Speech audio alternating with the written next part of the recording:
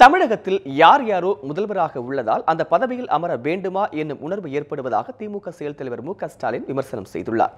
அறந்தாங்கி அருகே பரிவீரமங்கலம் கிராமத்தில் நடந்த திருமண விழா ஒன்றில் பேசிய மு.க.ஸ்டாலின் சென்னை ஆர்.கே. நகர் இடைத்தேர்தலில் திமுக மகத்தான வெற்றி பெறும் என உறுதி தெரிவித்தார். தமிழகத்தில் யார் யாரோ முதல்வர் பதவி வகிப்பதால் அந்த பதவியில் அமர வேண்டுமா என்ற உணர்வு ஏற்படுவதாகவும் மு.க.ஸ்டாலின் தெரிவித்தார். இருப்பினும் தமிழக மக்களை காப்பாற்றுவதற்கும் தற்போது நடக்கும் கொடுமைகளுக்கு முடிவு கட்டவும் திமுக மீண்டும் ஆட்சிக்கு வரும் எனவும் அவர் நம்பிக்கை தெரிவித்தார். மேலும் தற்போதைய அரசியல் சூழலில் தமிழக உள்ளாட்சி தேர்தல் வரும் முன்பே சட்டமன்ற தேர்தல் வருவதற்கு வாய்ப்புள்ளதாகவும் மு.க.ஸ்டாலின் கூறினார். நிச்சயமா உறுதியா தமிழகத்துடைய தலையெழுத்தை மாற்றக்கூடிய வகையில சட்டமன்ற தேர்தல் வரக்கூடிய ஒரு நிலை இன்றைக்கு உருவாகிறது.